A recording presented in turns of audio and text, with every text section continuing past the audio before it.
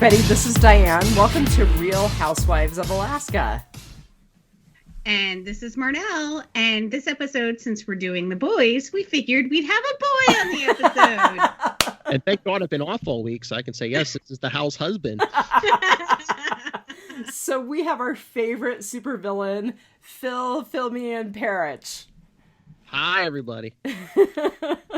And we're going to try to talk about both seasons of The Boys, which is a pretty ambitious undertaking because it's such a great series.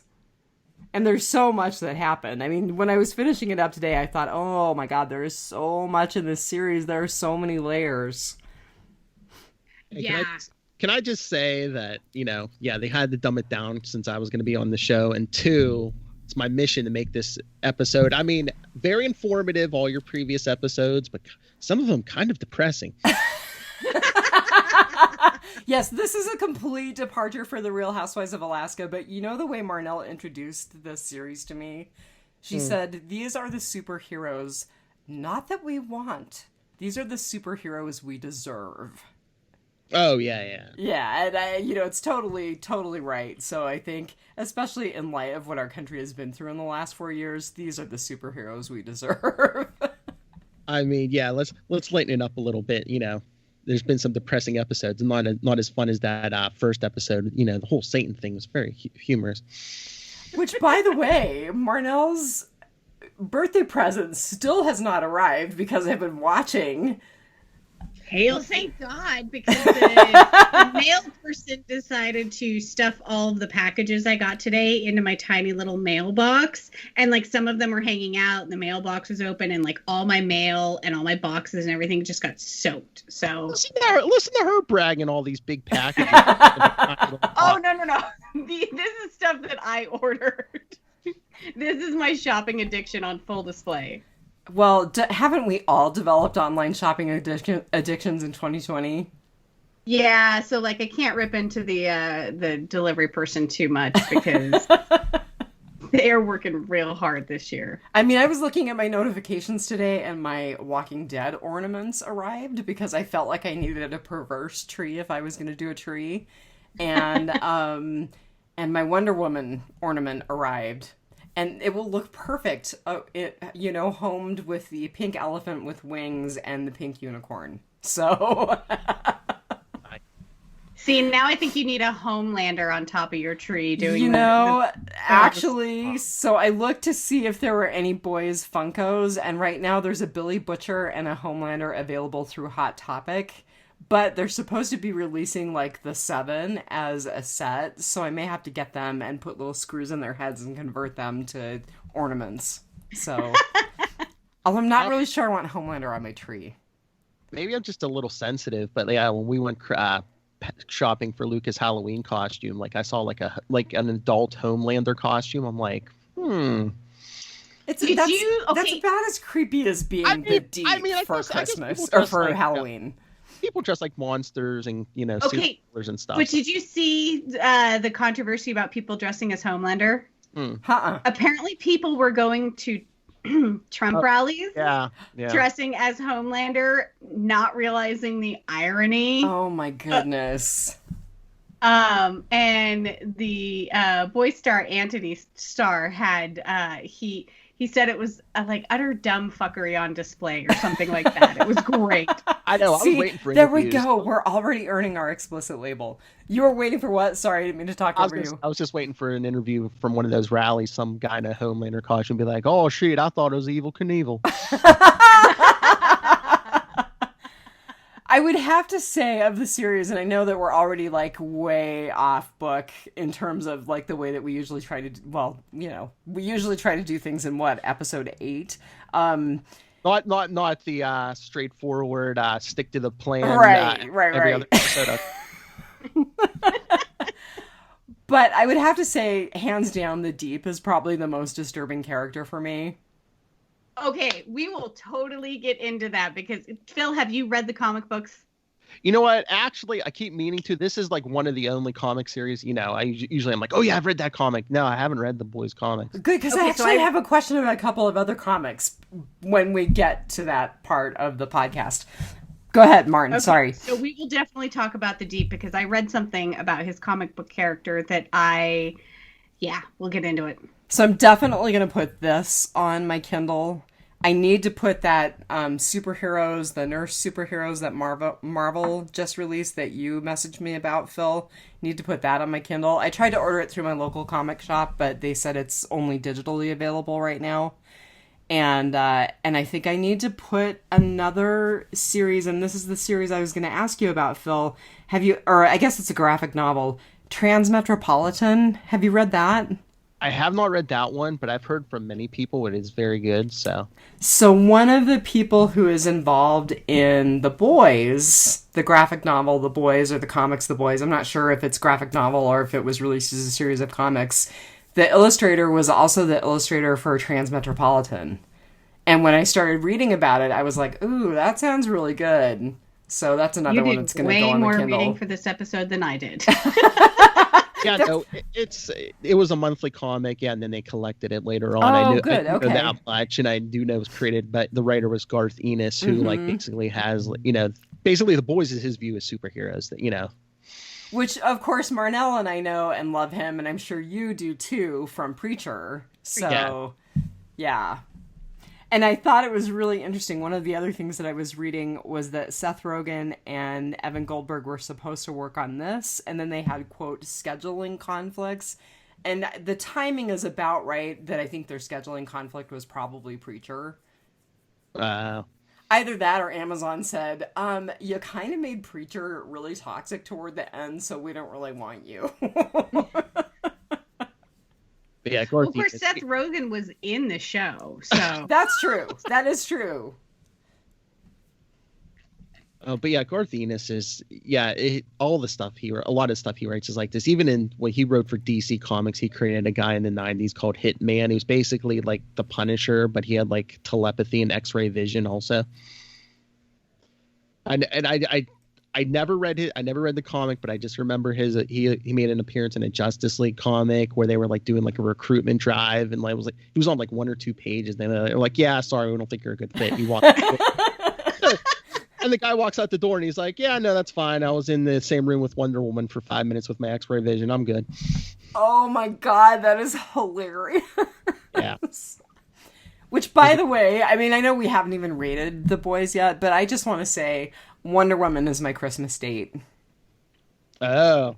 Because of the pandemic, because I have a COVID bubble of one, I'm hanging out with Wonder Woman for Christmas. Thank you, HBO Max. I was going to say, I'll make it official. If you two want to join us, we're going to review that our first episode for January. So. Oh, yeah. Oh, yeah. I would be into that. Yeah. I would be too. Totally would be. Okay, so did you guys rate The Boys? Of course. Yes. Okay, Phil, you're the guest. Why don't you go first? Should I go good or should I go? I think I got to give this 4.5 out of 5 love sausages. Okay, that was so. I literally was watching that scene, going, "That's really not what I think it is it? It's really it's got to be a tentacle. No, it's not a tentacle." I know that's from the comic. Yes. That was awesome. I'm sure Diane's seen some of those, some weird ones in her time. I've seen a broken one, as a matter of fact. Oy. Literally the most swollen, miserable appendage I have ever seen in my life. Be very, very careful, gentlemen. I did not know until the Drew Carey show that they could actually be broken. Yes, they can, and it is not pretty. Not pretty. I can't imagine. Poor Phil, he's like cringing. I actually like podcasting via video because I can see your cringe. I was in the emergency room with Dianne's mother one time, and which is a shit show in itself, let me tell you. We were only separated by curtains. It was in the ER. There were no rooms. It's just the curtain. The guy next to us had priapism. Yeah, he had an erection lasting more than 4 hours. Yeah. Why would you go to the hospital? Because it was purple. Like, Like, and not in a good way. Now I have to tell you one of my favorite ER stories, and I wasn't even there. And this really is going to be the X-rated version of The Real Housewives. Rob is going to cringe if he listens to this one. So, a group of ER nurses that I worked with told me about a gentleman who decided to use his class ring as a ring, as an aid. And of course, you know, when you're putting that over something that's not engorged, it's not such a big deal. But oh my goodness, he couldn't remove it. So yeah, he spent some time in the emergency room and the OR and with the urologist. Boys, be very careful. Do not use things for not purpose intended. In the Moral of that story. So my rating is 5 exploding heads. We saw a lot of exploding heads over the 2 seasons, but one in particular, and I think you all know which one I'm referring to. It was the first one in season 1. Well, Pop Claw, of course. I remember, like, the headlines surrounding the episode release. Like, people were just like, oh my God, how can they put that on television? I miss so much. I had no idea that... Of course, I got into The Boys a little bit late, so I had no idea that there were big headlines about how dramatic and horrible and how dare they show that. Yeah, you know, and what's funny is I don't think that's not nearly as bad as some of the stuff that we saw on Preacher, which was on regular cable.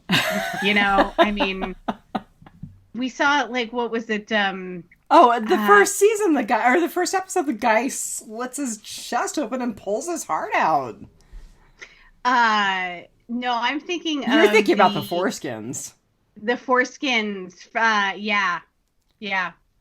Their obsession with foreskins. There was a tremendous obsession. I don't know. I mean, network TV. I mean, we were watching an old episode of Friends, and Joey's trying to get an acting job, but they were looking for someone who was uncircumcised. So, like, Monica's like trying to make him like foreskin out of like bologna or something. Oh my God, that's hilarious! But I can't believe that that was like back in the 90s. I didn't even know you were allowed to say foreskin on network. NBC. That was NBC. Yeah. Well, they didn't say foreskin. They they kind of hinted around. Danced around it. But you knew what they were talking about. Well, my rating has nothing to do with anything genital, if you can believe it or not. Boo! Got all out of our system before we got on. Actually, it does, now that I think about it. I rated it 5 out of 5 deeply disturbing gill slits. Oh, yeah, totally genital related. Yeah, Totally genital. Yep. Yeah. Nobody tell Rob.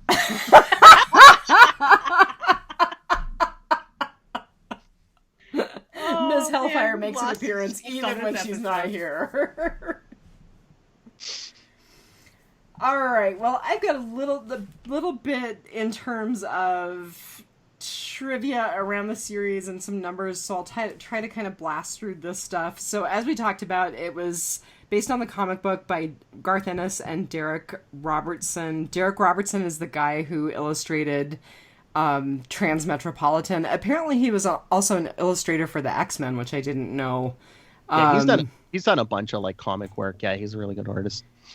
Then I didn't realize this because I'm just not that cool, and you know a lot more about comics than I do, but I didn't know that Garth Ennis had a 9-year run with The Punisher. Oh yeah, I was going to say yes, he has done Punisher. Yeah. So the premiere of this series was July 26th of 2019. I don't know if you heard me say it on a previous podcast, Phil, but I listened to an interview with Carl Urban on Chris Hardwick's ID10T, and it was really good. And he said that they're just about ready to start filming season 3. There is a spin-off in the works, which I didn't know. And the spinoff is apparently set at a college that is run by Vought Industries. So it's like kind of like X Factor, kind of a take on X Factor. Which, Marn, I don't know if you were ever into the X-Men. I was totally into the X-Men, but X Factor was like the youngsters of the X-Men. I thought all the X-Men were youngsters. No. I mean, it was centered around the Xavier School for Gifted Young Children or whatever. Yeah, but by the time we got into the Xavier School for Gifted Children, you had old crusty people like Cyclops, and Colossus. Those of us who read know so many things. Okay, so some of the trivia about the series, which I thought was really interesting. So there was actually discussion of a film adaptation of the book as early as 2008. Both Columbia and Paramount had talked about making a film. Cinemax actually announced in 2016 that they were going to do a film, or a series rather, with Seth Rogen, Evan Goldberg, and Eric Kripke, who is the only person who was actually involved in the Amazon series from that group of people, like heavily involved in the Amazon series.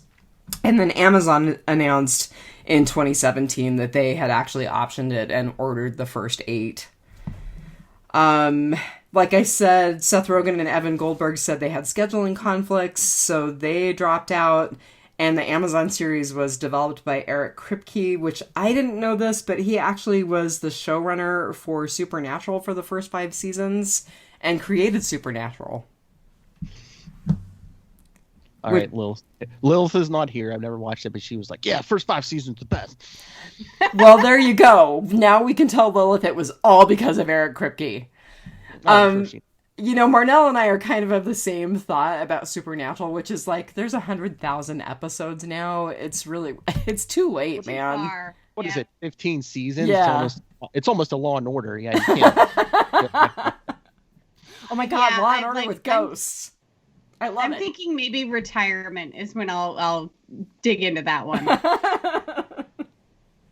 That's like a lifetime in itself. The handful of numbers that I have, so season 1 has an 84% rating on Rotten Tomatoes. Season 2 has a 97% rating on Rotten Tomatoes. Season 1 was when Nielsen first started tracking Amazon Prime views, and they had 8 million total views in the first 10 days of the release of season 1 of The Boys, making it one of the most successful Amazon Prime series ever. So, thought that was pretty cool.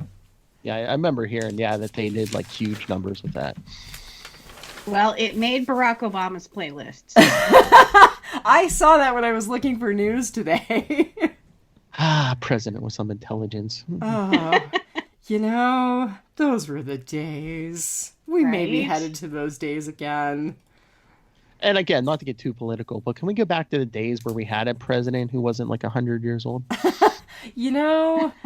I'm kind of looking at it this way, and I'm not wishing for Joe Biden's death, so please don't anyone, NSA, I know you're listening, because I'm almost done with Snowden, and I watched Citizen 4. I'm not wishing for Joe Biden's death, but Kamala is going to be our president eventually, so. Yeah, even if it's 4 years from now, I don't think he'll run again. No, he's pretty much said he'll be a one-term president. Yeah. Or he doesn't even have to die, like if he has some like medical condition where he has to like sit out for a while, too. Right. 25th Amendment, although we've been trying to invoke for the last 4 years, and look where we've gotten.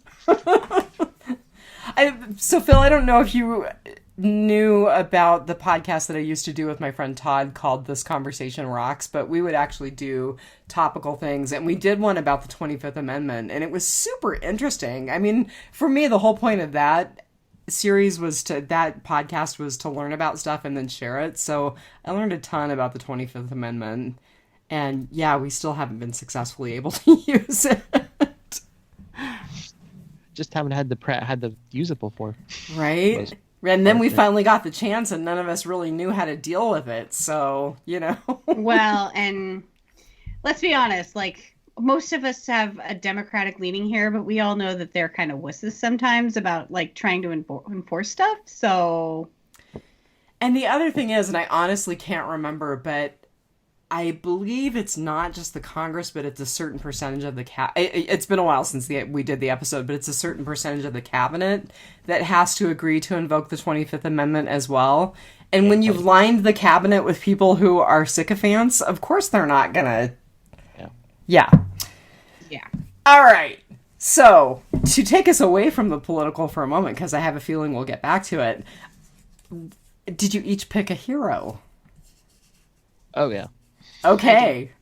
You did or did not? I did. Yeah. Oh, okay. But I was letting Phil go first because he's our guest. Well, that's kind of what I was thinking too. So, Phil, lay it on us. Who was your Housewives hero for the week? I was going to say the hero. So what, the good? Is that what we're talking about? So the hero is like your cast member who is like the person that you want to highlight. Again, I mean, I'm sure this is going to be a lot of people's answer. I might even be stealing somebody's answer. The man who could do no wrong, Giancarlo Esposito. Oh! No, you didn't steal my answer, but I'm so glad you brought him up because it was a delight to see him even in his limited capacity in the series. Well, it's like I've said on our podcast. I'm just like, he plays like despicable people, and you still don't hate this guy because he's so good at what he does. You know, first it was Breaking Bad, Better Call Saul. That's where I knew him from, and now he was on The Mandalorian. And was he really? So please help me. I have to learn to. No. Okay, I'm not gonna say, but yeah, he's on there. Yeah. Help me learn to love The Mandalorian because I'm really struggling. What do I need to do? I don't know, because like a lot of Star Wars, I'm just like, but I mean, I really like The Mandalorian. I mean, of course, the original 3, I'm like, these were the best movies ever. And then I was kind of like, okay, the second 3 sucked. The third 3 were pretty good, but they were a rehash of the first 3. How far did you get in The Mandalorian? So I have put it on and let it play, and I've gotten a few episodes into the first season each time, and then I'm like, oh, God, I'm going to have to restart it because I really wasn't paying attention. I was charting or knitting or whatever. I was going to say, both seasons are only 8 episodes apiece, so, I mean, it's only 16 total, so. Maybe I'll do that with my Christmas holiday. It's like a space western. Maybe that's the attitude I need to go into it with. Yeah. Okay. Like, I thought that was the basis of its appeal. I mean, other than it being a Star Wars property. I don't even consider it a Star Wars property at this point. Like, I fell out of Star Wars so long ago. The only one that I really liked was the one with the chick. What ones? Which chick? One of the new ones, yeah. Oh, okay. Oh my God. Are you going to tell me you don't like the original 3? No, the original 3 are great, but like everything after that is like not great. Oh, you like Rey? Yeah, Rey. You and Bri. Yep. I was even Rey for different reasons. Yeah, I was Rey for Halloween a couple of seasons ago. Yeah, a couple of seasons ago. And it was a great Halloween costume. Pre-COVID. I think I saw a picture of that on Facebook or something. Yes. Yeah. Plus, I love Pedro Pascal, who is the Mandalorian. So, if anyone recognizes him, it's probably from Game of Thrones or that Ben Affleck movie that was on Netflix. I don't remember what the name of it was, but yeah. You know where Pedro Pascal's showing up next? Where? He's in Wonder Woman. 1980. Seriously? He's a villain, yeah.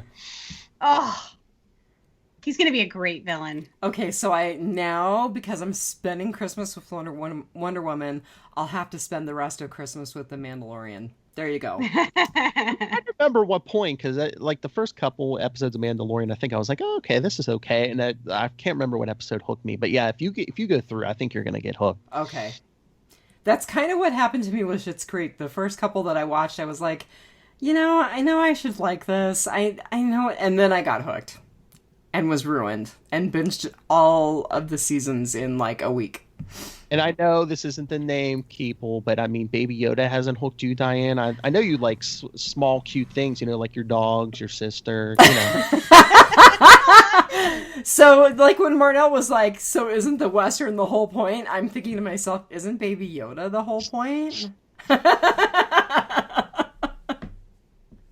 Baby Yoda's cute and all, but I don't know.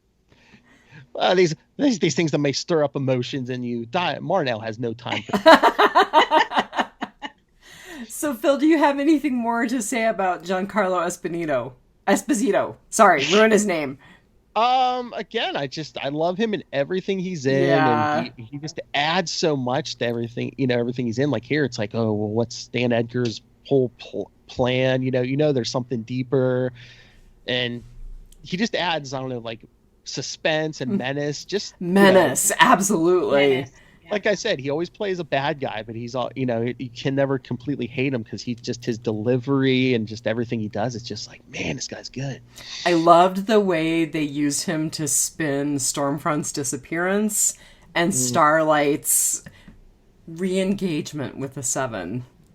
I loved it. All right, Martin, so who was your hero? So you know me, I love an anti-hero. Homelander, of course. No! Oh! Yes! And it's actually because Anthony Starr. So his Twitter is hilarious. Everyone should go like him on Twitter. And the exact quote he said about people dressing as Homelander because they thought he was a hero, he just said the art of ignorant dumb fuckery. So he's a lefty. Is that what you're saying?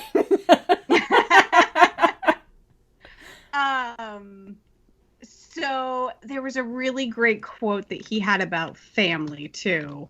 Families are the deepest, most screwed up relationships that we have. Oh my God, isn't that true? And I'm like, I relate to him so much.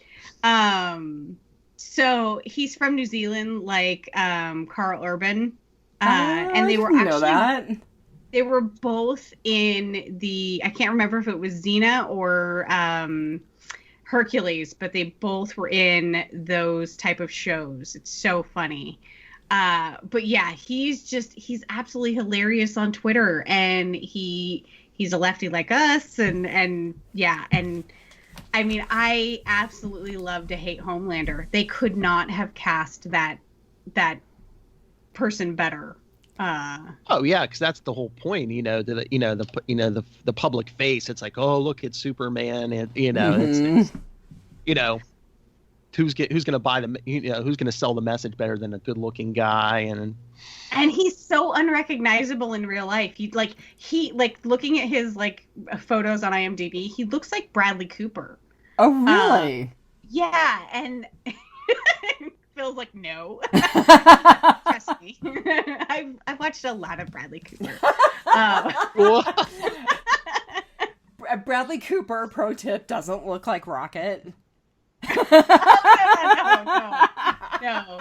Little taller. Not quite. Although I have not seen A Star Is Born. I just wasn't into it. It was actually really good, and that's kind of not... I tend not to watch a lot of stuff like that, but yeah, it was good. But Anthony Starr, I mean, like the blonde hair that they gave him and everything, he looks like what I have seen of the comic book, and he just has this arrogance, and he played the role so well. And again, I love to hate him. Oh, just like that for the first season when him and Queen Maeve let that plane go down. He's like, no. Yeah. Yeah. What do you want me to do? Catch it? But I mean, it makes sense. It's the real world physics. It's like, yeah, I grab a wing, it's gonna snap off, or yeah. You just got to get underneath it, get some leverage. That was the moment. It was just like, I was like, SOV. Yeah. For me, I think the moment where I don't know, I can't say that I had a particular moment, but some of the stuff that was really disturbing for me from season 1 was probably when I realized how screwed up his relationship with Stillwell was and how just, ugh. It just made my skin crawl. They're going to say the breast milk. Yeah, well, the breast milk was definitely weird, but just their whole relationship was creepy. And then to see her reprised by Doppelganger, at first I was like, what? She survived? And then Doppelganger, oh god, that was good. It was so good. I was like, oh my god, she's a clone! Oh no, it's just Doppelganger. I can be whoever you want me to be. It's okay if I don't look like a guy. Right? It's not I can't remember exactly how he said it, but it's like not homosexual if you're doing it with yourself, basically. Oh yeah. Lander then. Yeah. So my honorable mention, because I'm super shocked that none of us picked him, of course, was Carl Urban as Billy Butcher. And I am freaking in love with him. He's not my hero because I kind of figured somebody else would do him and it was so obvious. But I didn't realize he was in the Lord of the Rings movies until I listened to that interview with Chris Hardwick. And then I went back and looked at the pictures and thought, no way. And I like him so much better as hard-bitten, scarred Billy Butcher. He's just great. I've heard people online say, a lot. There's I don't know if there's a full movement, but there's people who want him to be the next Wolverine when they bring Wolverine back to the MCU. He'd be a great Wolverine. So there's actually talks of Anthony Starr also being Wolverine too. I'd rather see Carl Urban as Wolverine. Being an old school Wolvie fan. Yeah. He fits the gristly kind of anti-hero. Yeah. So he's gonna show up somewhere. I'm sorry. I was gonna say he's gonna show up somewhere. Cause I've heard Wolverine or the Spider-Man villain Kraven the Hunter, which they go classic Kraven. He's wearing a loincloth, so nice. All right. So before I say who my hero was, how many seasons of The Boys do you think we're going to have? I know we're going to have a third. If it keeps getting ratings, I don't know. Probably a long time. Okay, I just don't know how much material. I don't know how much source material there is. So you guys know. Look at Walking Dead. Right. True. Right. So far past any of the original source material at this point, World Beyond. So I don't know if they'll keep up with the same heroes, quote unquote. Yeah. One of Anthony Starr's quotes is, inevitably any series that goes on too long will reach a point where it starts to struggle for ideas. So I've always been really aware of getting out while the getting's good. I mean, they're doing a spinoff. I see maybe 2 or 3 more seasons probably. Yeah, with the original cast. Yeah. Yeah. And you know how much we love The Walking Dead, but there's part of me that wishes that they'd gotten out while the getting was good. I mean, I do think Angela Kang has done a great job with the last couple of seasons and really reviving it, but at the risk of making a bad pun about how The Walking Dead treats horses, they really are beating a dead horse at this point. Okay, well, my hero was Frenchie. I love him. He is so great and he's so flawed and I just love him. So I actually wanted to talk a little bit about the actor. So I didn't know anything about him. I looked him up. His name is Tomer Capon, Kapon. He was born in Israel and actually served in the Israeli Defense Forces. He's been in several Israeli TV series, and his first feature film was a film that was directed by Natalie Portman. There's our Star Wars crossover, you guys. A movie called A Tale of Love and Darkness. He also was a spokesmodel for an Israeli fashion line called Fox, not to be confused with terrible non-news in America. And he has been involved with an Israeli actress named Ortal Ben Soshan. I'm sure I'm slaughtering her name, since 2012. So I love him. I think he's a great character. He was a really interesting character to watch throughout. And, there's totally part of me that's shipping him, and I'm totally losing her name right now. Kamiko? No. Kamiko. Yeah. Is that right? Yeah. There's totally part of me that's shipping that, but I was fine with him having hookups with his friend too, so. That just sort of suits his character, though, because Right? like I wouldn't even be surprised if he has a boyfriend out there somewhere. Like he's Probably just like does. such a like a fluid guy. He's just like, yeah, just take some MDMA and chill out, you know. French. I actually kind of thought for a little bit when they, toward the end of season 2, where they showed the woman, that friend that he's been hooking up with periodically, and then his friend who OD'd. I actually thought, oh, they're a menage a trois.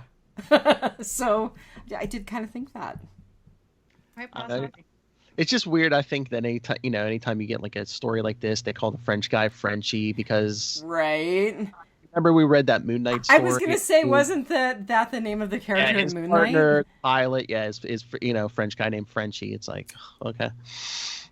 I It's like wonder calling if the big guy tiny. Like it's just sort of a given. Do you think maybe, Phil, they were making an offhand nod to Moon Knight? I don't know because it probably originated in the comics. I don't know if Garth Ennis took from that. I don't know. Well, I feel like there was a lot from everywhere. I mean, just look at the superheroes. The Deep was basically Aquaman. Maeve was basically Superwoman. Oh, I thought she was Wonder Woman. Wonder I mean, Woman, especially sorry, with Wonder the Woman, headband. Yeah. Wonder Woman. The Amazon is what they called it. Yeah. Yeah. A-Train's the Flash. Yeah, I think that's Yeah. conventional. Yeah. All right, They and borrowed who's the from awful everywhere. Marvel dude? The Red Skull. So Stormfront was the Red Skull. Oh yeah. That Stormfront is like the one of the biggest changes they made for the show because I believe they said in the comics Stormfront was a guy. That was what I read. I read a little bit with the actress, a little bit of an interview with the actress today, and she said that was a change that they made. And she's Jewish, and she actually got a lot of online hate for playing a white supremacist character. I don't understand that. Like, why would you hate on someone who is portraying I mean, there can only be a negative side to the white supremacy, but like she's playing the bad guy. It's not like she's like trying to make it good. It's out there. She's bringing it to light, you know. And it's acting. I mean, it's just like people who hated on Laurie Holden for playing Andrea in The Walking Dead. They hated on, oh God, I'm gonna blow her name. The gal who played Laurie.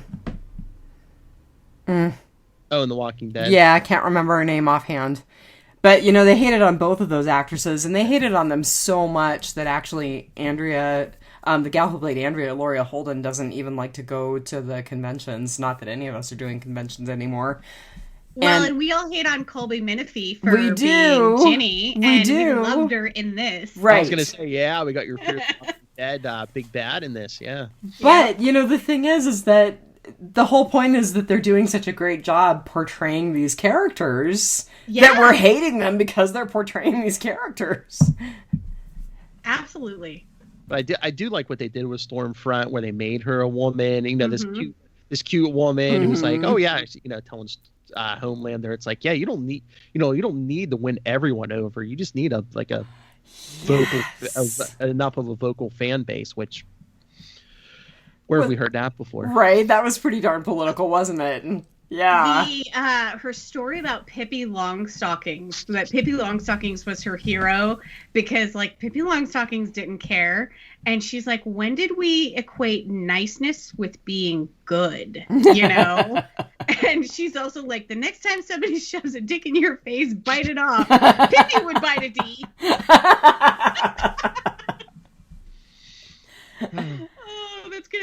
That's gonna be stuck in my head forever. Pippi would bite a D. No, I think Phil is gonna sample that.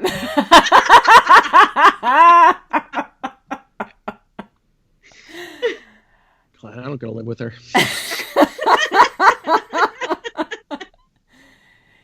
Yeah, that character was pretty disturbing. We'll talk about that too, I'm sure. All right, so Housewives Weekly, just a little bit of news. We've already talked about the spinoff.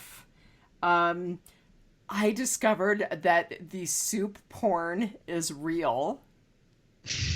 Apparently, this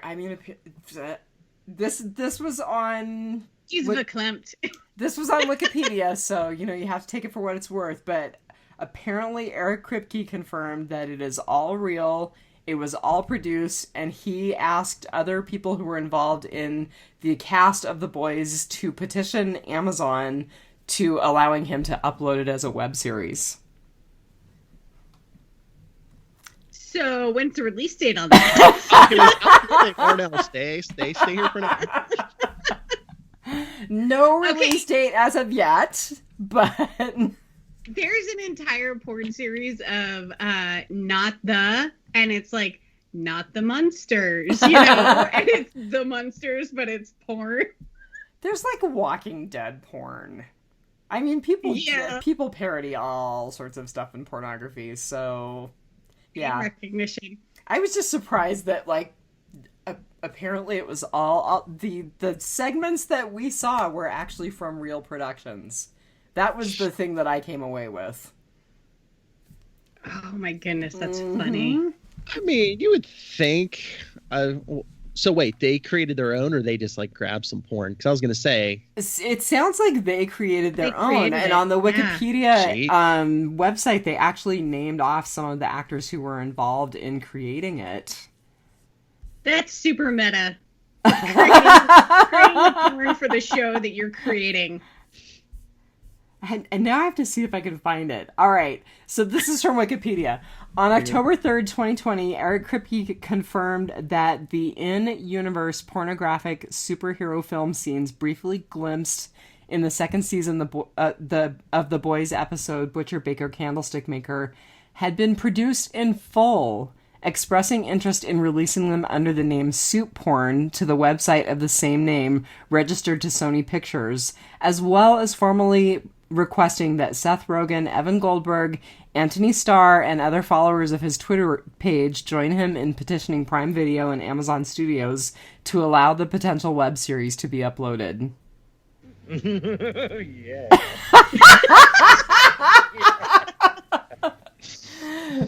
So now, Marnell, you have to go to soupporn.com and let us know if it's like a real thing or not. I love that coming. I love that coming from the only single one here. It's like, oh, Marnell, you have to go check this out. Hey, I did learn a hot tip from my friend Todd, who's in IT. So if you're gonna Google anything that you don't, well, Google, I use the term generically, that you don't want tracked, use DuckDuckGo. Because DuckDuckGo doesn't keep any records of your search history, so any of the stuff that you don't want your search history found, use DuckDuckGo. She's looking.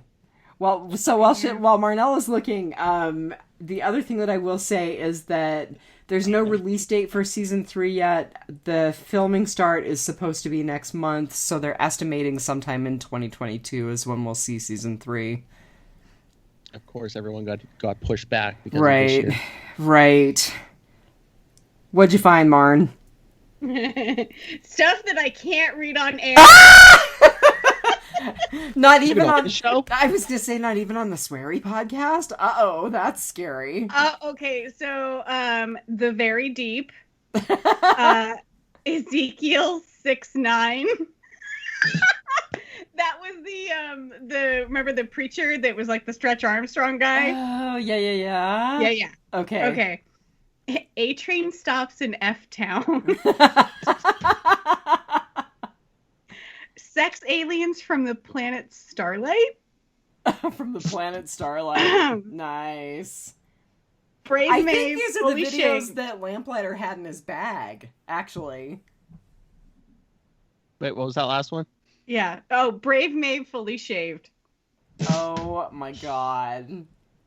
Oh god. That's hilarious.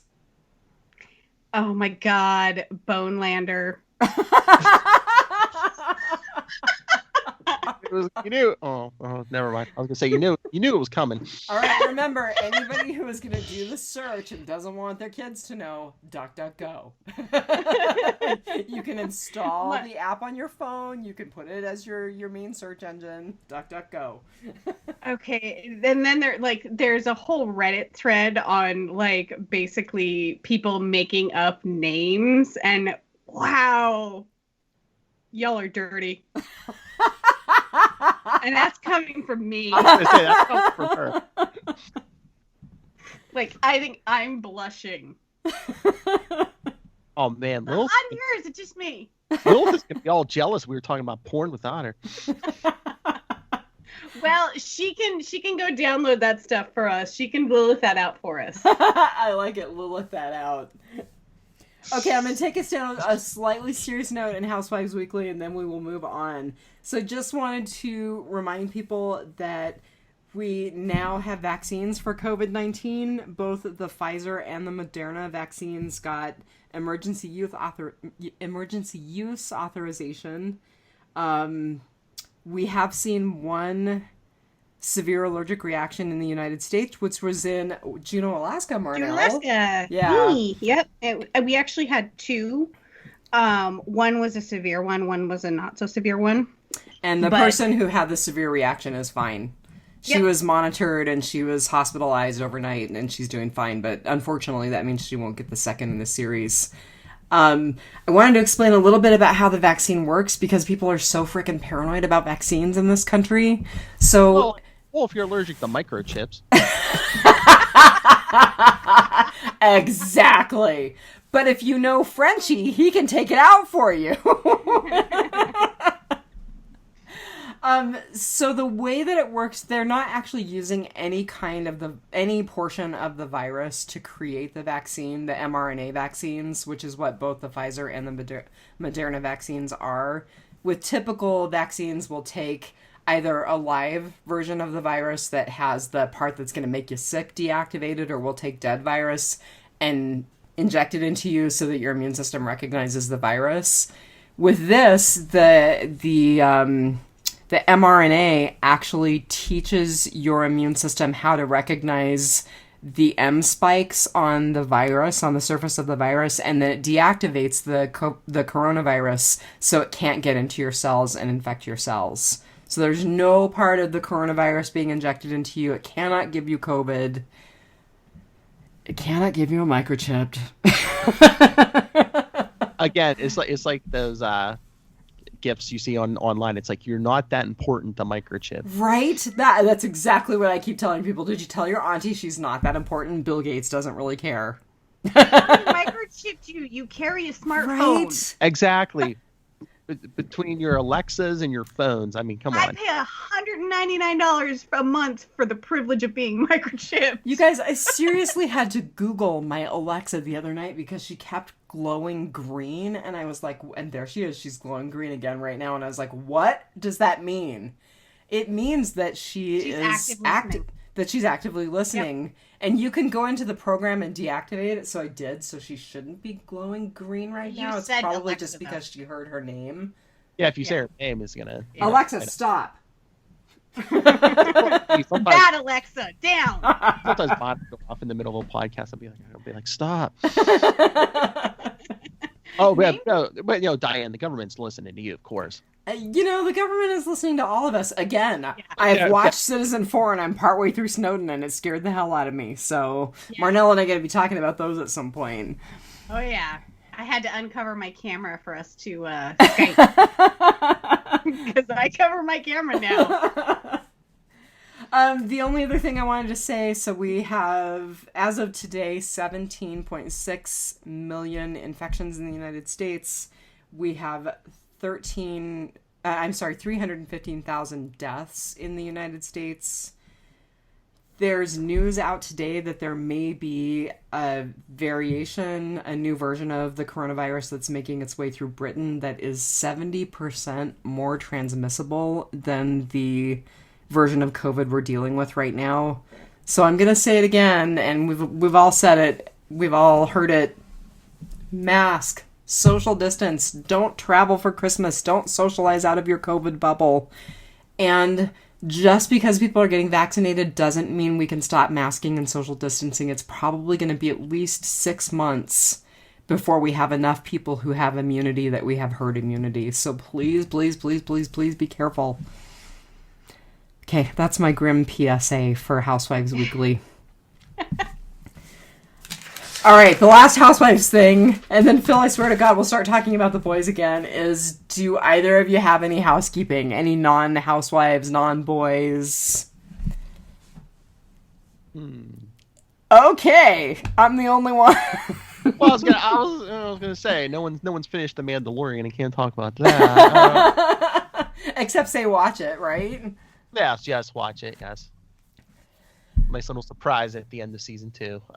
So Cooper Andrews, who plays Jerry on The Walking Dead, actually tweeted today that he's saved up until the last season or the last episode of season 2 was out and then binged the whole thing in a day. And he said, now my dog is licking tears off my face.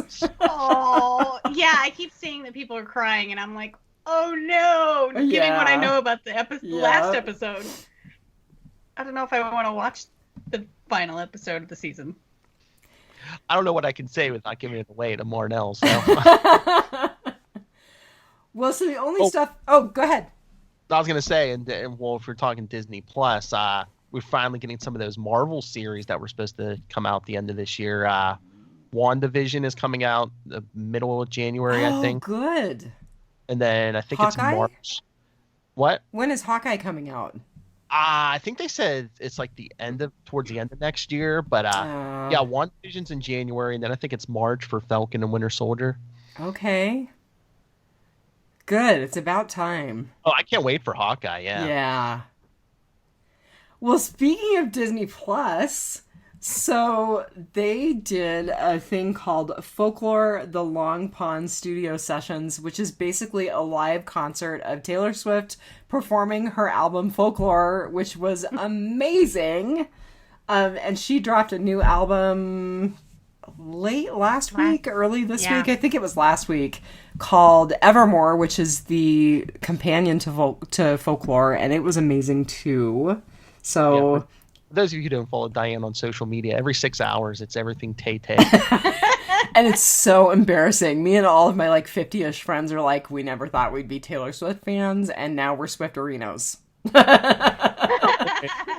It's okay. If you were like a 50-year-old guy, it'd be like, oh, people like me. Hey, no, have you seen The Rock out to Taylor Swift? Really? Yeah. Oh my God. That guy crap. Okay. Okay. He's done Taylor Swift twice on Lip Sync Battle. He loves Taylor Swift. Okay, I'm going to totally Google those. Yep. I don't feel like I have to use DuckDuckGo to look those up. One, he's huge. Who's going to say anything to him? Right. Two, I think daughter. Yes. He's probably my daughter. Yeah. So I would also encourage anyone who loves Tay-Tay to watch Miss Americana on Netflix, which was produced about a year before the Disney Plus special, and it was also very good. And then the only other thing I have to say in housekeeping is the Satanic Temple has some awesome Krampusnacht gifts.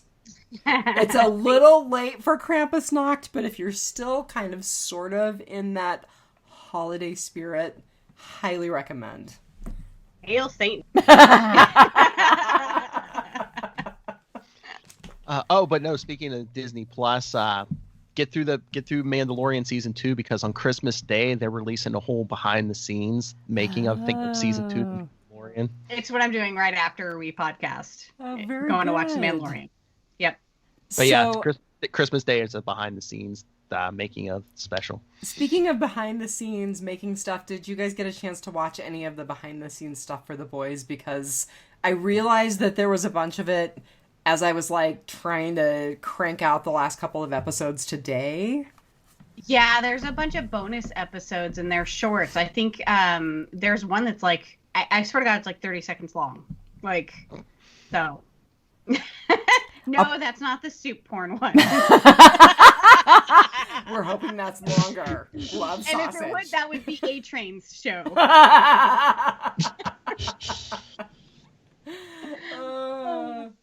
All right, so I think that pretty much takes us into our goods, bads, and uglies, which in this world are summer, winter, and road construction. So Phil, go ahead and lay it on us first. What was your summer? What was your good? I like both seasons. I like the Huey and Starlight relationship. Mm-hmm. But I was gonna say one of the things I did like about Huey is I don't know, just the memory of his mother, and just the whole connection to Billy Joel. Yeah. You know, it was I loved hearing those Billy Joel songs because those were my teen years. So Marnell's laughing. She's like, Billy, who's Billy Joel? No. What was that? I love Billy Joel. I can't help but think of Huey as like, he's all of us. He's like the regular guy that gets pulled into superhero craziness or the fantastical thing, you know. You kind of see him in kind of every incarnation in movies like this, like Guardians of the Galaxy, you know. What's his name is Star-Lord is like, he was just a regular kid and all of a sudden this fantastical thing happens to him. And so I love Huey that, like, you know, he's us basically. So there's a scene where Starlight and I think it's Billy Butcher. I can't remember. It is Billy Butcher because they're in the hospital and they're both standing over the hospital bed, and Starlight basically says something like, you know, he's the best of us, or he's such a good person. He's so much better than all of us. And it kind of goes back to that regular guy, kind of a Harry Potter kind of thing. Yeah. You know, he was just a kid under the stairs. Yeah.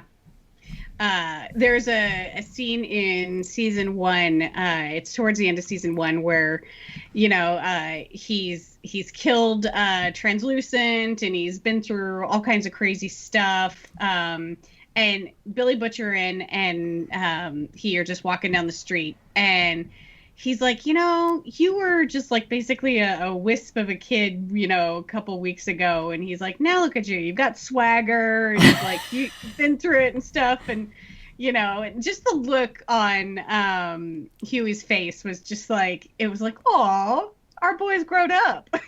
I love it, though, when Starlight's mom says, really? The boy with the sweaty palms? He does the tough jobs no one else wants to do, like babysit lamplighter while he's watching his porn. Oh my god, that was so awful. I actually felt very bad for Huey.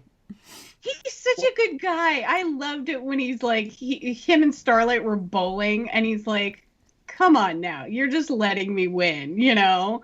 And then she's like, you're not intimidated by the fact that I could kick your butt, you know? And he's like, no. He's like, is that a threat or a promise?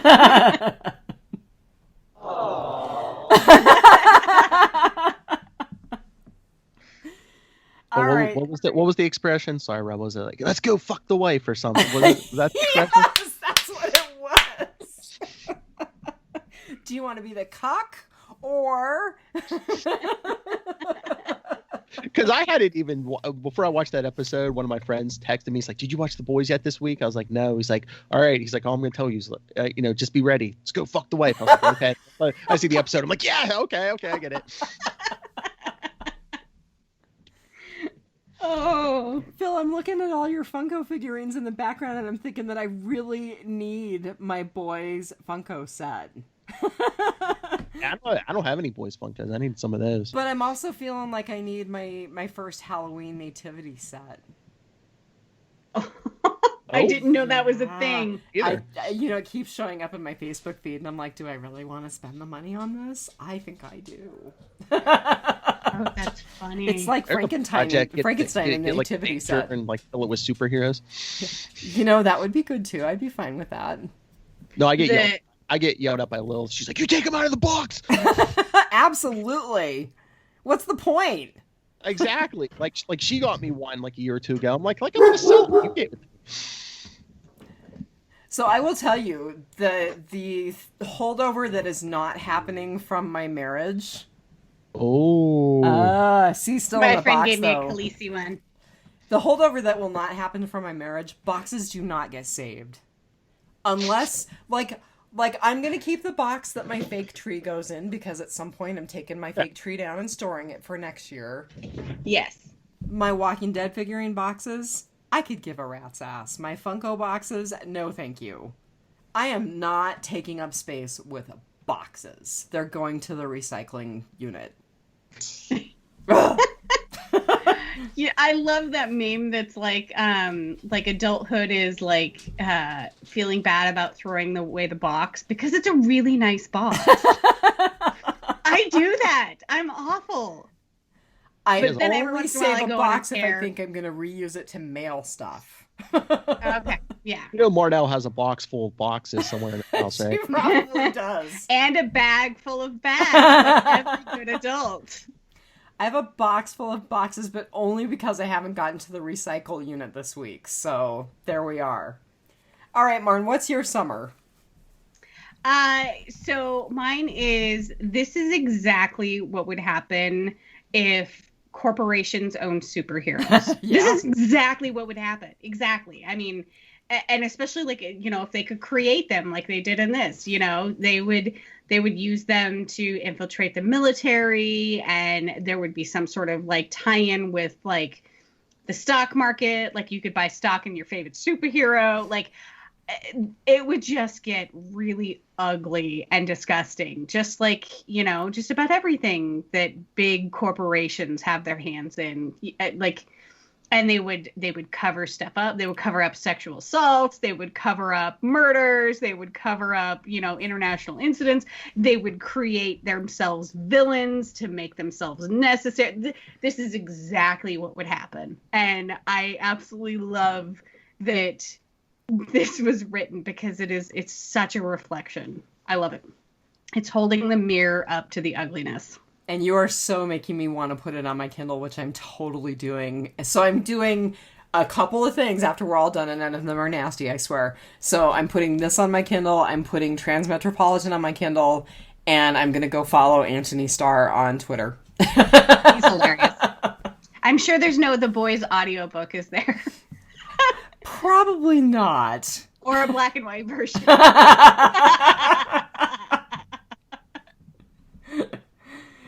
So, Di, what was your good? So mine was the multiple levels of betrayal in the series. Everyone except Huey, they're just so horrible. These people are horrible people.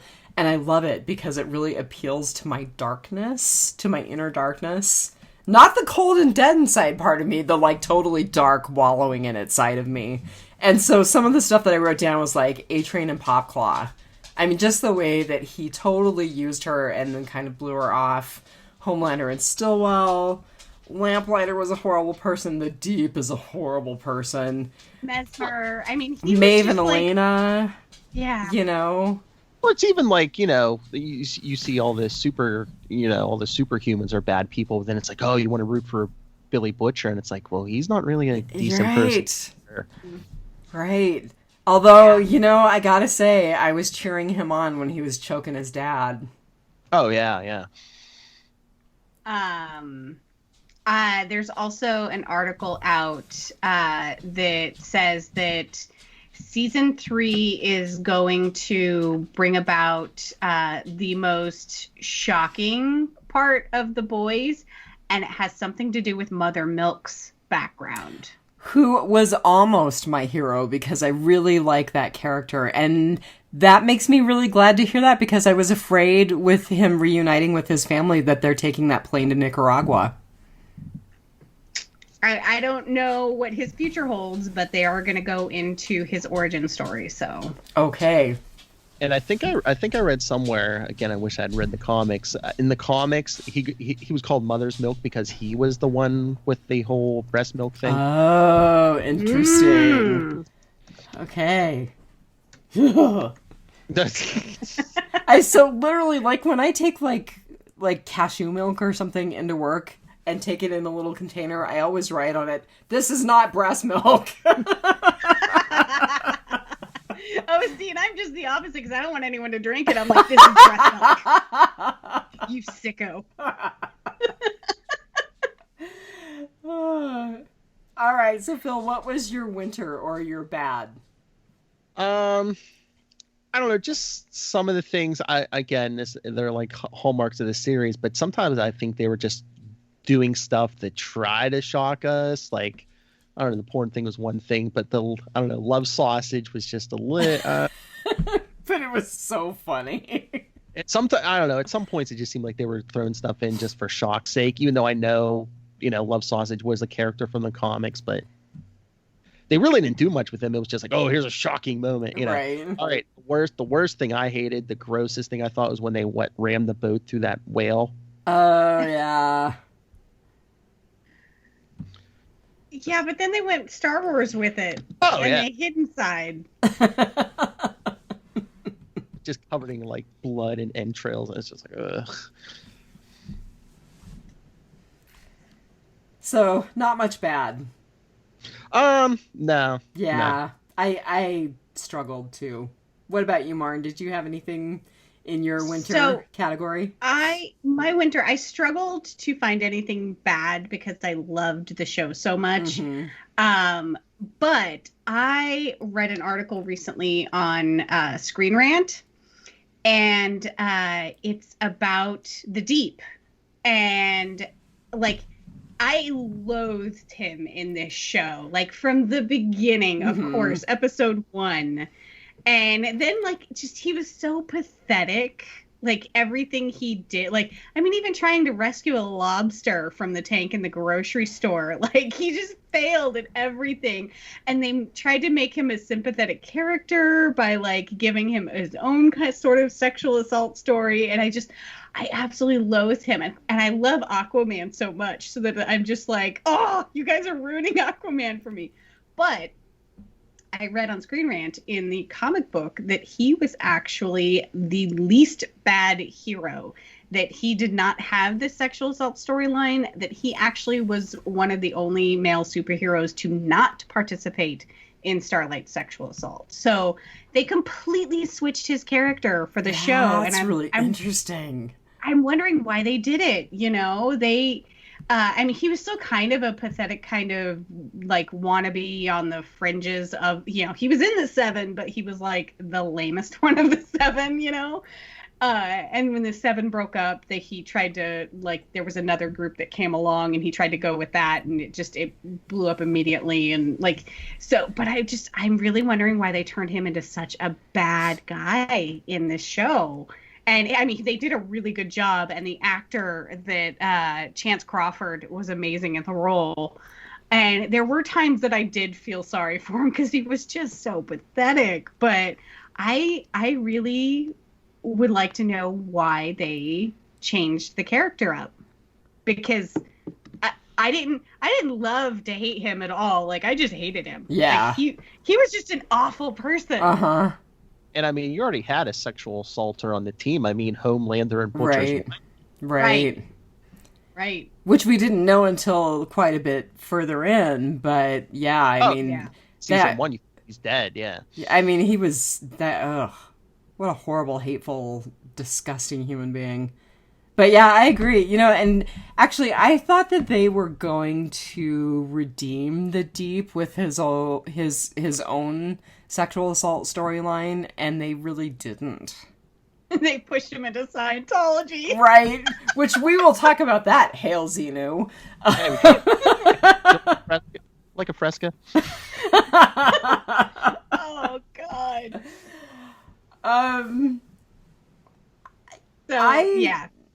I struggled to find a bad, too, and I really don't have a bad, per se. When Becca died in the last episode, I was like, oh, God, that's so awful, and that poor traumatized little boy, and now Billy Butcher has to figure out a way to be a dad, not realizing, of course, that was going to be really short-lived. But that was really sad for me. It wasn't bad. It wasn't anything bad about the series. I think the series has been just phenomenal so far. It was just the thing that made me probably the saddest of anything in the series. And I mean, I don't know if it was their positioning, but isn't it weird that Stormfront took so much damage, but Becca only took across the neck or whatever? Right. Of course, they probably, I mean, and it's totally one of those things where I'm sure that they wanted to make Becca beautiful and tragic and Stormfront horrific, which they did a fantastic job making her horrific. Or Nazis are just super flammable. I loved that, and that actually, so I'm going to totally take over and go into my road construction, my ugly, because it was a good ugly. So it was truly the whole thing, the whole storyline with Stormfront actually being a Nazi. And like at the one point where she says to Ryan, she's talking about white genocide, I was like, oh my God, did they just really say that? So I didn't see that. I didn't see it coming. It was a great twist for me. And her death was amazing. They made her look horrific. I love the fact that she was laying there just smeared in gore, speaking in German. I loved it. It was great. I read something somewhere. They were like, we never said she was dead. Oh. It's interesting that you say that, because as she was laying there smeared in gore with essentially no limbs or partial limbs, I was thinking, could she regenerate? Could she heal? No. Well, she might live just with no limbs and, Well, and they did say... introduced us to the character of Gecko that can grow back limbs, and we know that he's working in the Vought lab, so I'm sure they're working on a limb regeneration formula. And they did say in the conference that they gave, where they said, oh, she was responsible for all of the killings in Washington, D.C., and Starlight is exonerated, they said that she had been apprehended and was in a secure location. So maybe she's not dead. Some kind of regenerative powers. I mean, she was how old? Yeah, right. She said she was born in 1919. So she was basically 100 years old. Yeah. And she looked amazing. I loved her storyline because, like, she just comes in and she is, like, super social media savvy, and she says what she wants, and she's like, yeah, I'm part of the Seven, but, like, they're lame. Yeah. Oh, yeah. That first scene, she's like, yeah, look, this is fake. They think, when you make you think you're on a bat. These are actors. And her PR team's out there making memes and like pissing off Homelander. That was an interesting relationship to develop because, like, watching the episodes where he, like, absolutely seethed with rage at her, he hated her, and then to be what they became and, like, she tried to be stepmom to Ryan and everything. I was just like, oh my God, that was a quick 180. Mm-hmm. Yes, and Homelander, not a good dad. Push him off the roof. Right? Ugh. You know, he got results. He sure did, because Ryan found his powers. Right? All right, Phil, what was your road construction? It's funny. Mine was the same thing as yours, Stormfront. Oh, okay.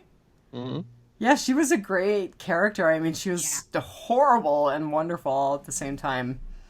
She was like, she endeared herself to me when they were, her and Starlight were on the set being interviewed, and she pulls her phone out of somewhere and she's like, what? The costumes don't have pockets. She's like, you can see every wrinkle in my ass. You can see halfway up Starlight's vulva, but can we get some pockets?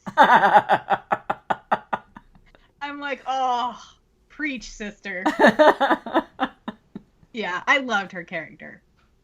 Yeah, because I thought that was pretty good because, like, if you weren't familiar with her from the comics or anything, and, a lot of people are probably like, oh, yeah, I like this character, and then they turn around and she's probably maybe the most despicable person on the show. You're like, oh.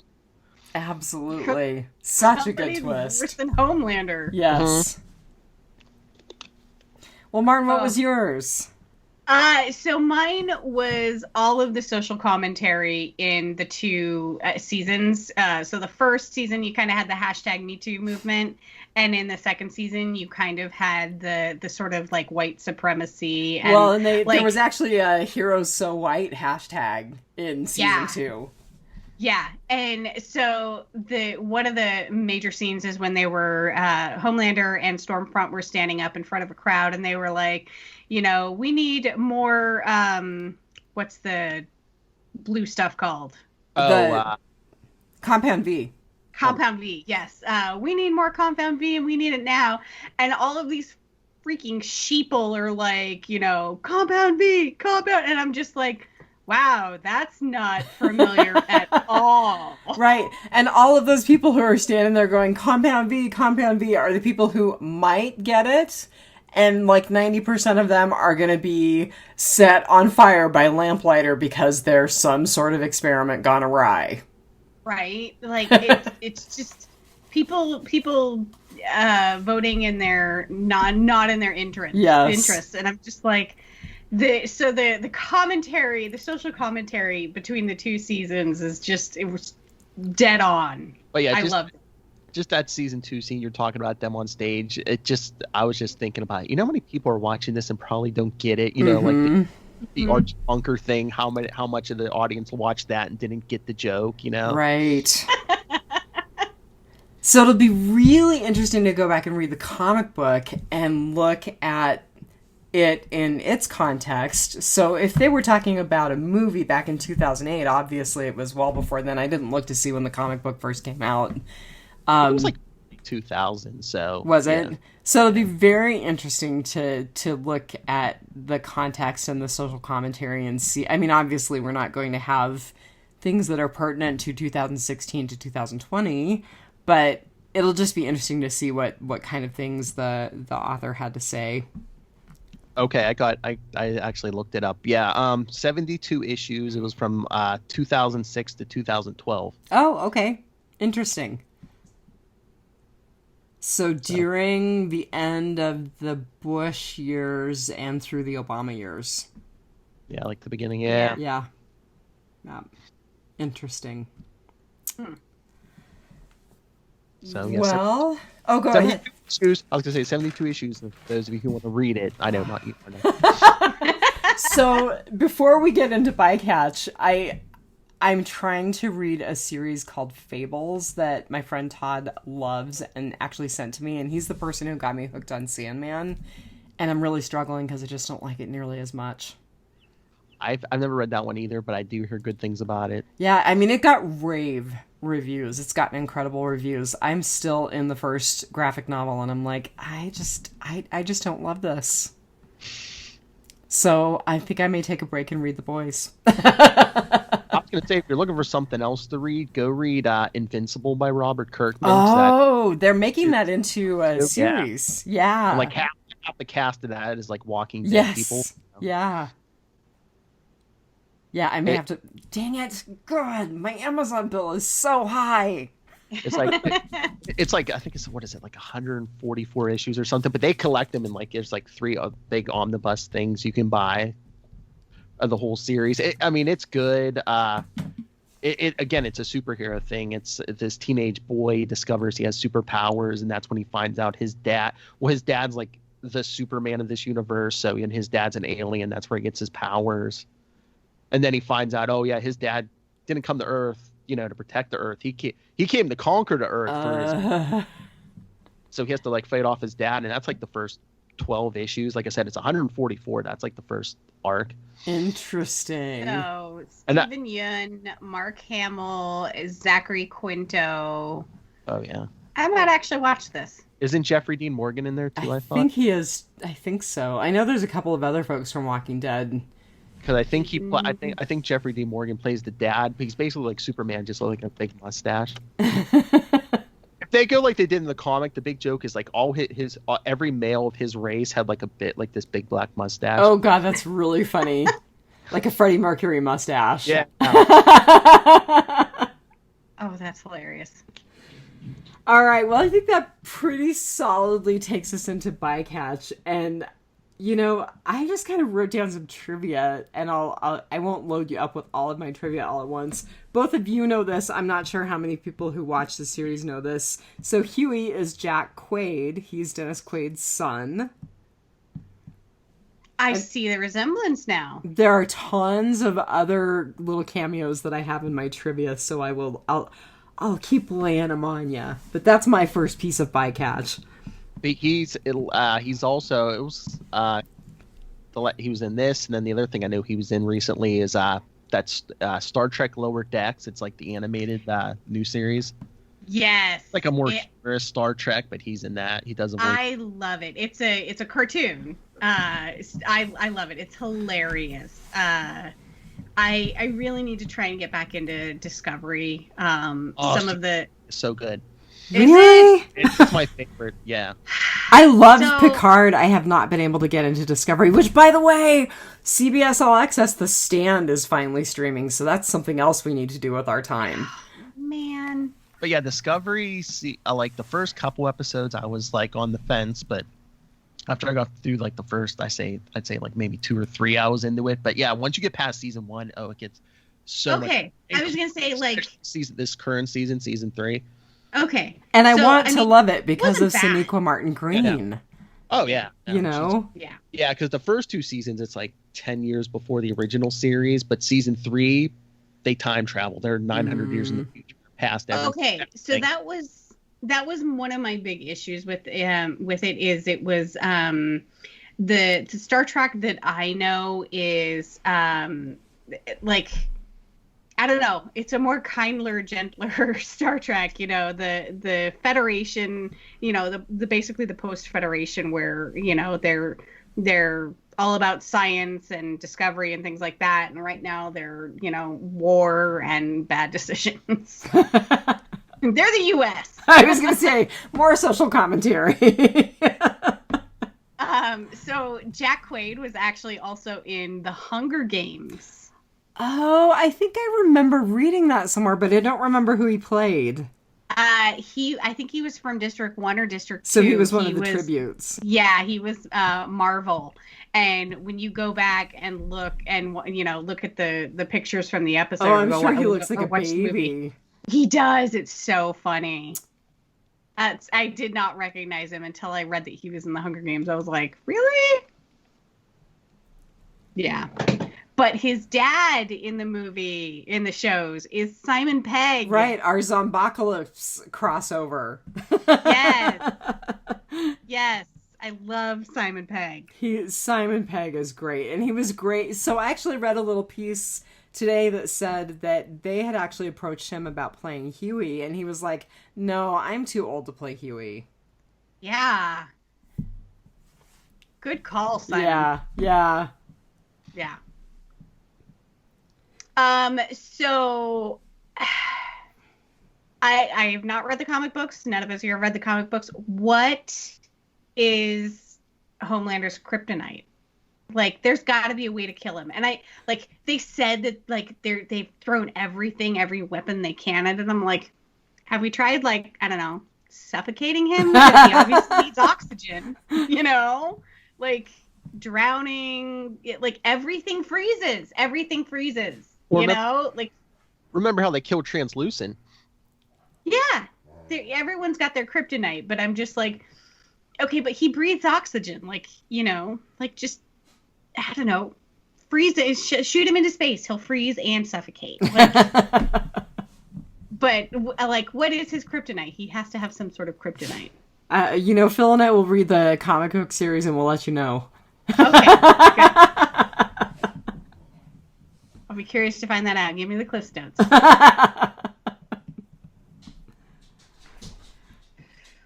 So Patton Oswalt was the voice of the Deep's Gills, which I didn't know. Could have lived without that.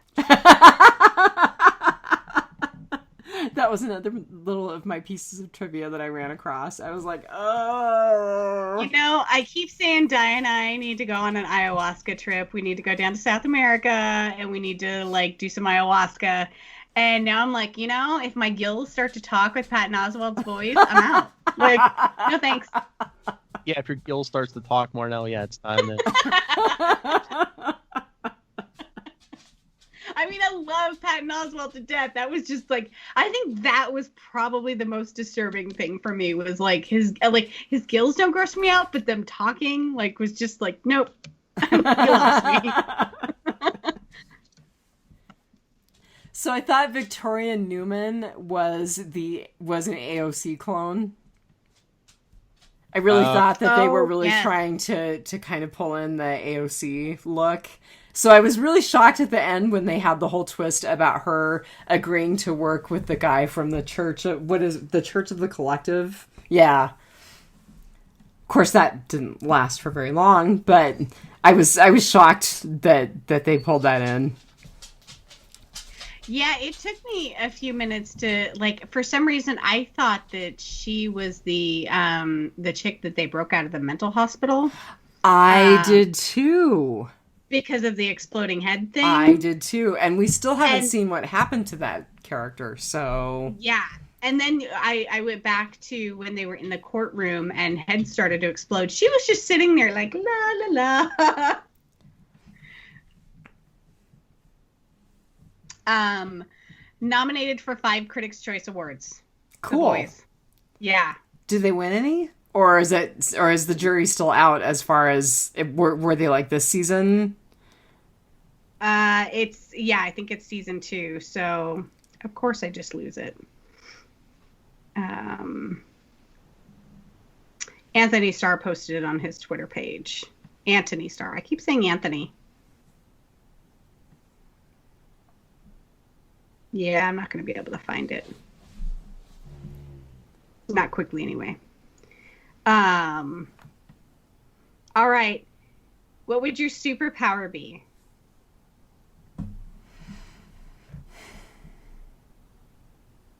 I don't know. I have no idea what I don't even have a good answer for that. That sounds like something my therapist would ask me. Do you think you'd be like in the 7, or do you think you'd be like a D-list superhero? Oh, I'd be a D-list superhero. I don't know. I've always wanted to fly, but What would yours be? I think I would probably be bulletproof. Like I wouldn't have like super strength or anything like that. Like just bulletproof. well, you're halfway there with your liver, aren't you?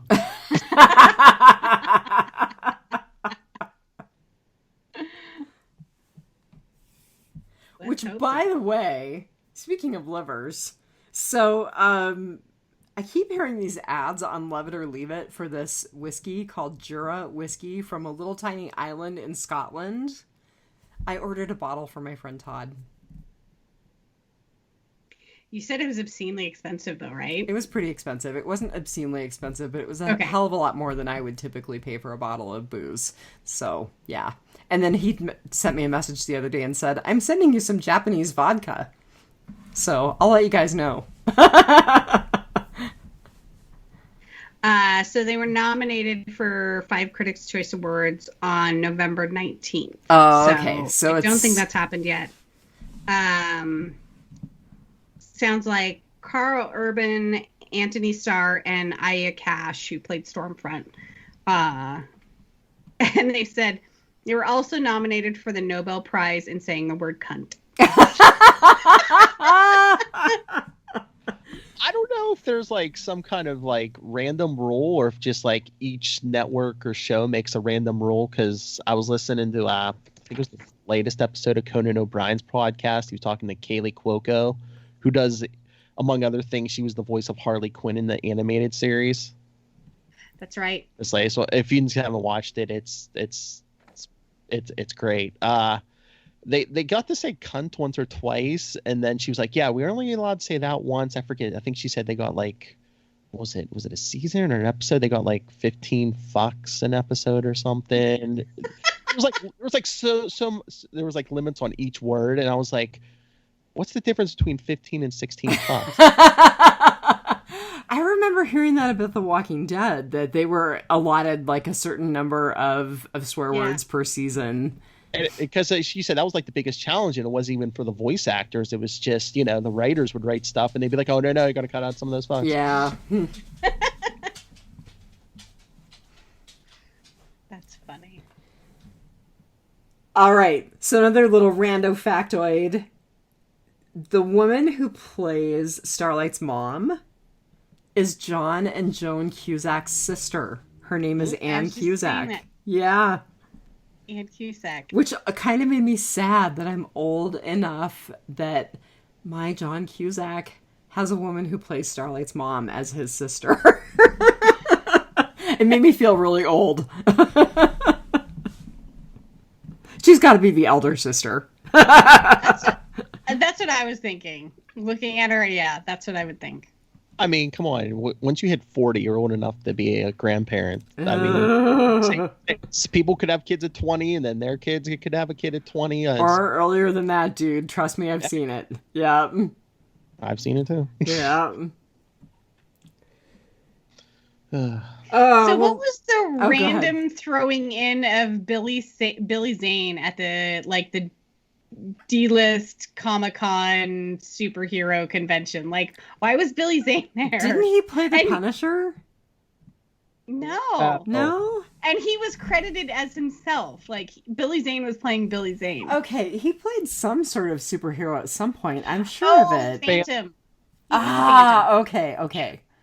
Okay. But he just played a superhero. He was actually Billy Zane in the show.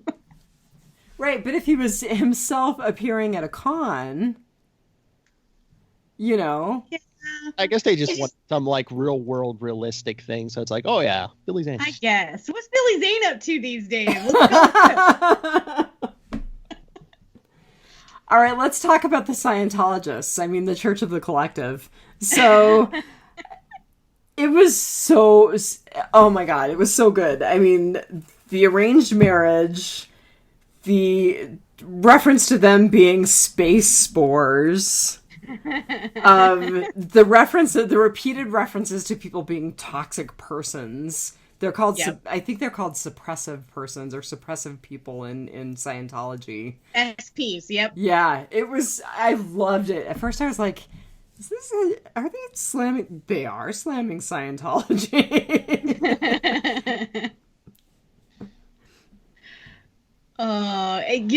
That's gotta, like, I wonder if that's in the comics or if that's like a Garth Ennis special.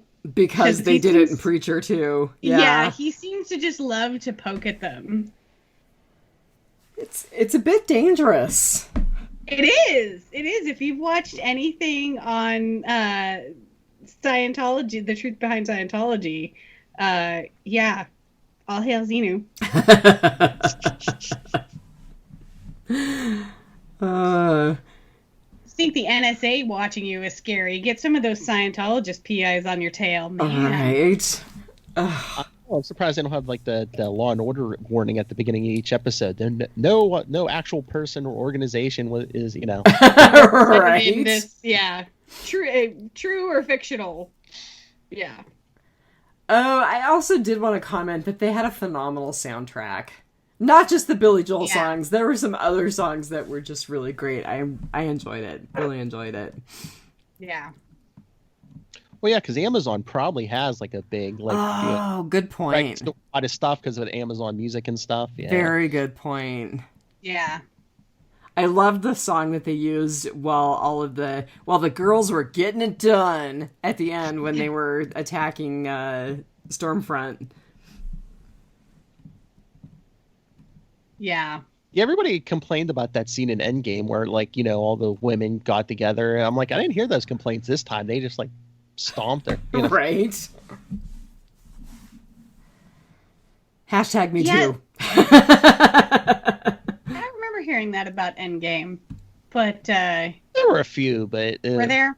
Yeah, I think people were just like, oh, it was just, they had the crowbar that in there. It wasn't, organic or blah. Right, they had to do it to make the female fans happy, basically. Yeah.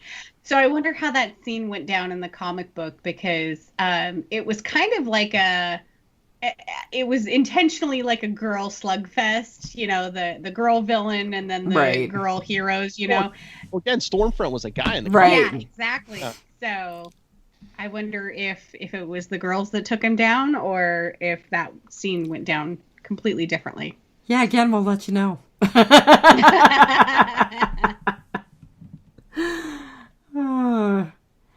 Well, I feel like there's so much more that I should have to say about this because it was so multidimensional and it was so layered, but I don't have any more notes.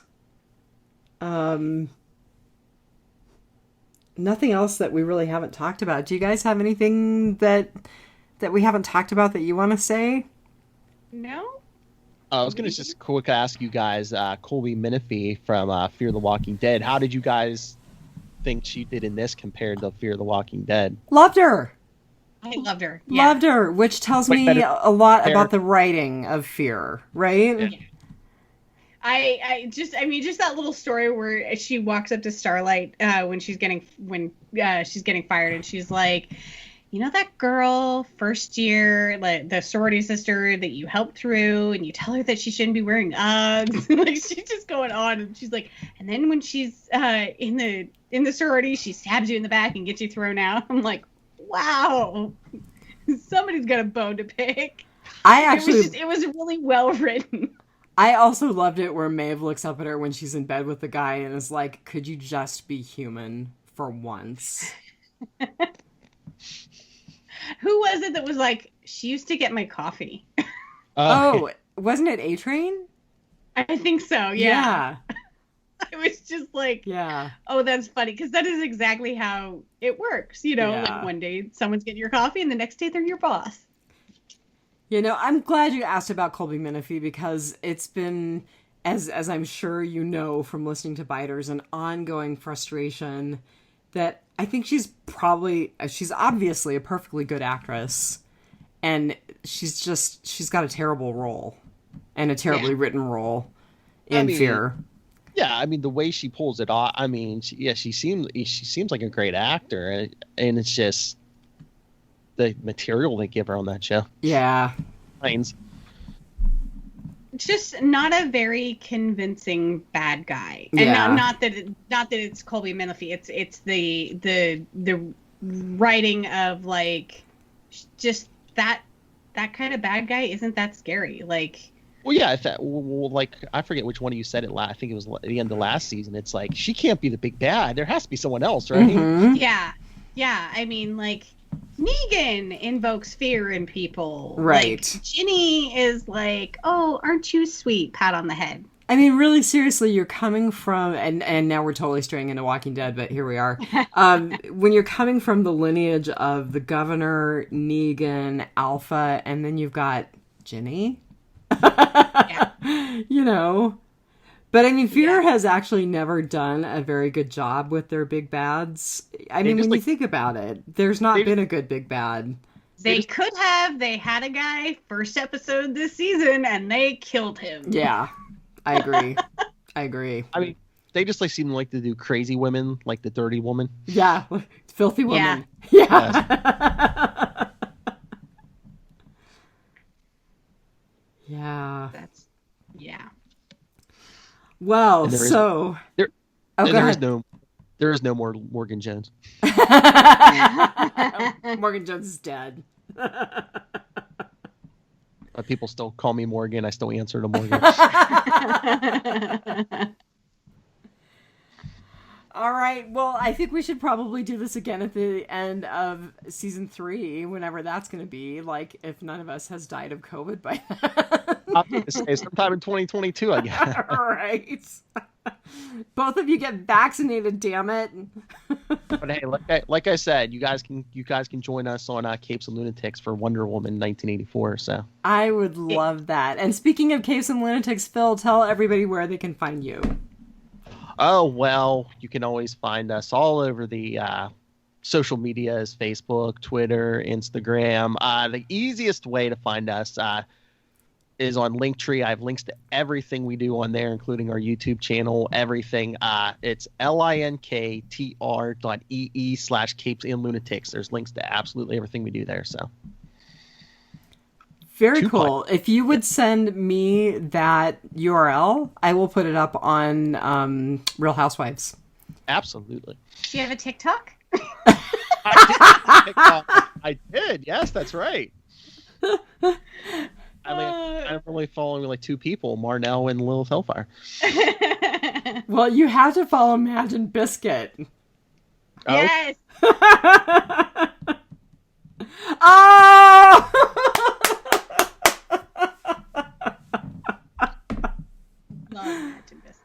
I don't know what happened, listeners. Marnell just like put her chest into the camera. That's right, you whore. That's what my sweatshirt says. For those of you who cannot see me, my sweatshirt is Imagine Biscuit saying, "That's right, you whore." Which, if you haven't looked at them at all, Phil, that's how they talk to Alexa, who's going to start growing. She's starting to glow again. Alexa, stop! Ugh. Oh, I should have did a backup recording just so I had to have audio of Marnell going, "That's right, you whore." Alexa, play Under Pressure. She's listening again. Name your Alexa something different, everybody, because like I don't think I'm you sure can. At one point you could not. I mean, maybe there's tech now that you can, but I think that you can. So seriously, when I was watching Schitt's Creek, one of the characters is named Alexis, and every time they said her name, I was watching it on my Kindle, and my Kindle would stop and like start to bring up the Alexa app, and I'm like, no, I'm watching a show. Stop. So my neighbor, his wife, my other neighbor, her name is Alexis. So I have to imagine that you can change the name for the simple fact if someone in your house is named Alexa. Yeah. Something else to put on my to-do list. I don't know that there's going to be much more than getting my dog to eat that's going to be on my to-do list tonight, but... You can, what did you name your robot? You better. Yeah, mine's Rosie from the Jetsons, so... My first one was Alice, and I didn't want to reuse the name, so her... And just in case you want to hack my robot, Phil, so it's you betta, and then her password is work bitch.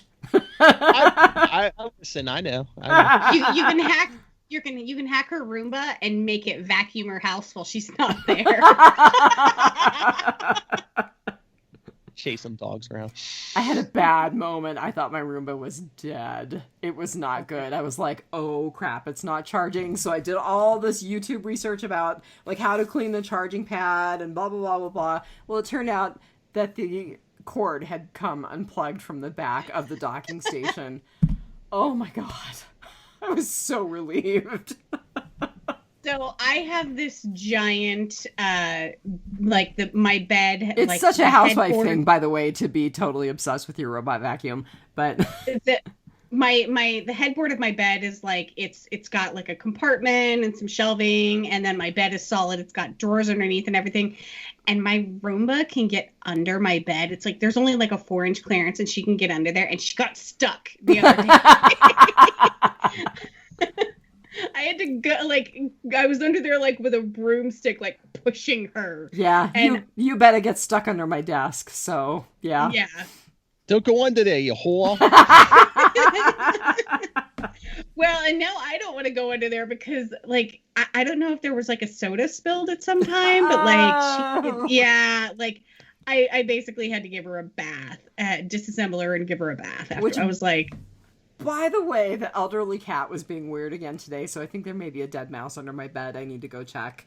And never buy a bargain basement on sale cat who's on display at animal control, because those bargain basement cats don't do shit. Because I'm telling you, Greaves is still like, what do you want me to do? She just looks pretty. Cats. She's like, there's dogs down there. There's that other cat over there. What do you want me to do? She's like, I was homeless and it was better than this. That is 100% true. That is totally her attitude. You just captured it. I will send you an MP3 so you have this, Phil. I was homeless and it was better than this. I'm getting better at my accents. Oh my God, you were hilarious. That's right. Let's do a Southern accent this whole episode. Yeah. Notice how I remind you right at the end. Oh. Well, I do Sarah Palin. That Homelander.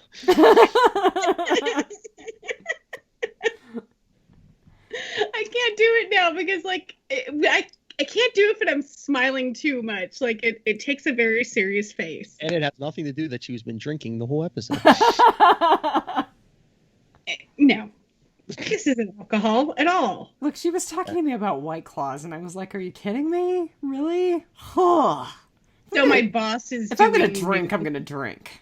Yeah, my boss is doing Noom, and White Claws are 100 calories. And so, yeah. But I told her, I was like, a good, 8-ounce glass of Chardonnay is, 250 calories. So, come on. And White Claw is gross. Like, the tangerine ones are okay, but the rest are, no. They're sort of undrinkable. And that's coming from an alcoholic. Oh, that's the other message. Like Lilith does every episode pretty much now. She says, all of you stay in, let's kick this COVID's butt, because she wants to be in the bar drinking by St. Patrick's Day. Oh my God, that's hilarious. Tell her no, that's not going to happen. Tell her maybe by Labor Day. Yeah, nobody gets to ruin another Halloween for me. So right? Everyone stay inside. I think the first Halloween nativity is probably on my list tonight. I'm going to go watch The Mandalorian. Yeah, finish it. Yep. Don't ruin it for me, you two. Talk amongst yourselves. Well, I'm not going to ruin it at the end of that episode for her. You just want to know if I cry, if Cold and Dead Inside cries. Just let us know if Dexter is licking the tears off of your face. Shouldn't be hard. That'd be what, one?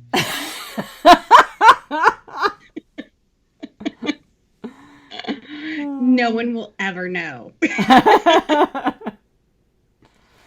All right, you guys. Well, it's getting late for Phil, and we kept him later than he thought because the Real Housewives can't tell time. And we just don't do time zones very well. We? Marnell just doesn't know where us little people live. That's all. No, I didn't. I thought you lived someplace else.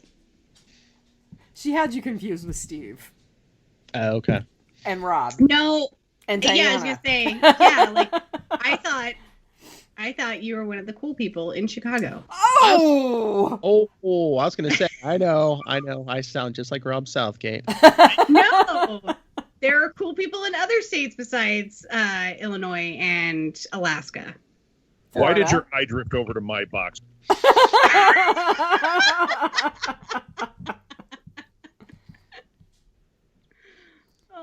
I should have did that the whole episode. Anytime someone swore, I should have been like, what did you say?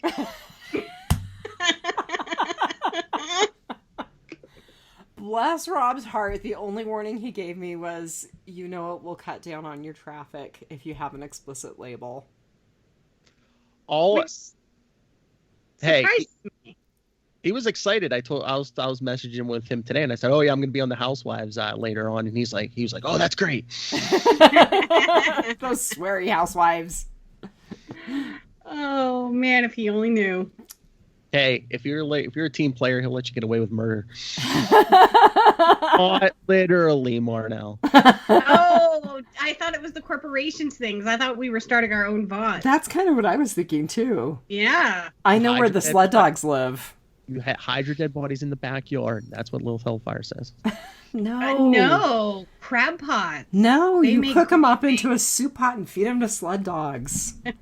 She's in Florida. She has all that swampland, It's true, but she's also got a husky and pit bulls. Yeah. And she says the armadillos just roam wild down there. Did you know they have leprosy? They carry leprosy. Oh no. Yes.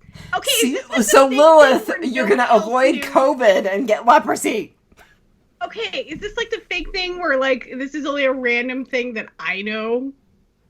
Apparently so. Yeah. You know all Yeah. Don't go playing with strange armadillos. You could get leprosy. Now, armadillos that you know, it's totally fine. You're sending me that. Say it again, though. You've got to say it clearly. Don't go playing with strange armadillo. You'll get leprosy. Stuff will fall off of you. So don't use any class rings, kids. It doesn't grow back. You're not Gecko.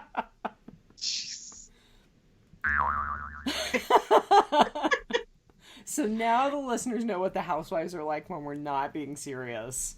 Yep. Which is good. Every now and then, you're right. We gotta not be so serious. But... Yes, I hope this episode put a smile on people's faces. Although I think my big problem was I do a lot of my listening at work. So this is not the place to be listening to depressing stuff at work. Good Lord, sorry. I don't know what's going on, but apparently there's drama. And it's not mine. You guys! I think there must be drama upstairs because they're looking up the stairs, which means Greaves, the indolent cat, may actually be doing something. I think they're building a religion around that Roomba.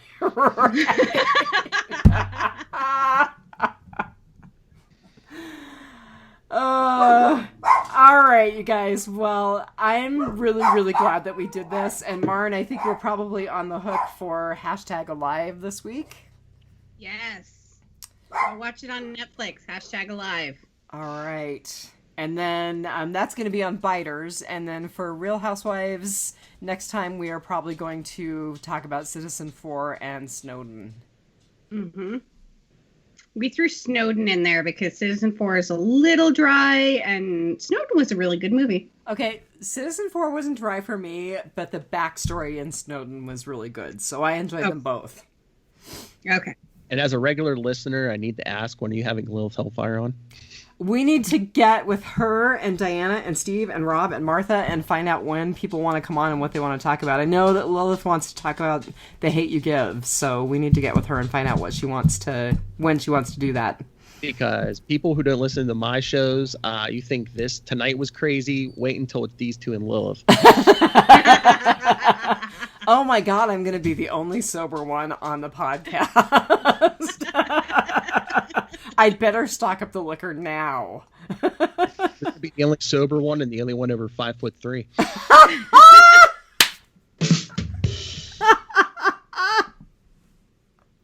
not that much taller than me.